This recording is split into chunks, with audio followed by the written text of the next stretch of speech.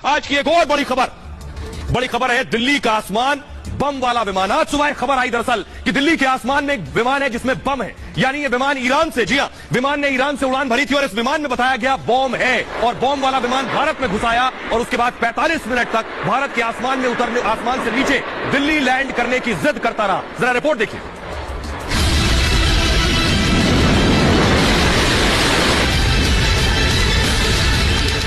वक्त 9:20। पाकिस्तान से हिंदुस्तान में फोन आया, ईरान से भारत में घुसे विमान में बम है।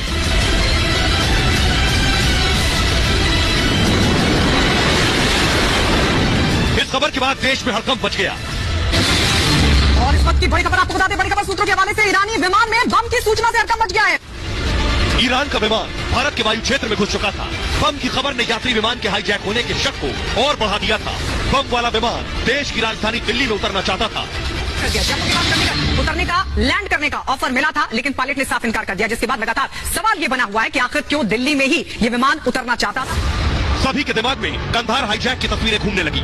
एक्सपर्ट विमान में बम और आतंकी मौजूदगी से इनकार नहीं कर रहे थे। बम वाला विमान भारत के आसमान पर मंडरा रहा था। लाहौर एटीसी ने कैसे पता लगाया, इसका लाहौर से क्या लेना देना है, लाहौर को कैसे पता लगा? क्योंकि अगर वो ईरान से आ रहा है तो क्या वो पाकिस्तान के ऊपर से आया? ऐसी बात तो नहीं है। अगर पाकिस्तान से ऊपर गया तो डायरेक्टली चाइना जा सकता है, उसको दिल्ली से जाने की जरूरत नहीं है।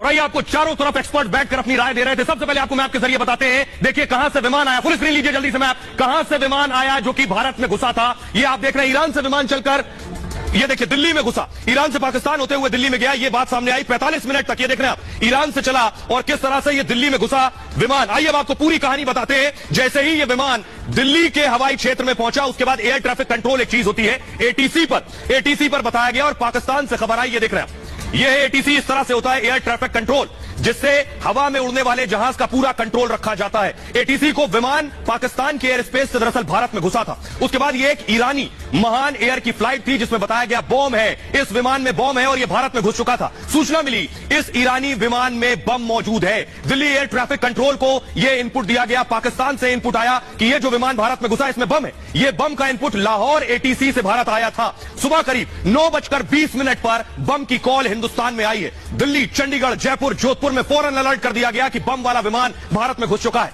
लैंडिंग के लिए दिल्ली एटीसी ने 2 विकल्प दिए थे कि बम वाला विमान दिल्ली के हवाई क्षेत्र में था तो फौरन यह कहा गया कि आप इसे जयपुर या फिर दूसरे शहर में जाकर लेकर जाइए। पायलट दिल्ली में फ्लाइट की लैंडिंग चाहते थे। जो विमान का पायलट था वो चाहता था कि दिल्ली में हर हाल से लैंडिंग हो जाए इस बम वाले विमान की। विमान के पायलटों ने लैंडिंग से मना कर दिया कि दिल्ली के अलावा कहीं और लैंड नहीं करेंगे। यही शक बढ़ गया कि विमान में बम और दिल्ली में लैंड करने की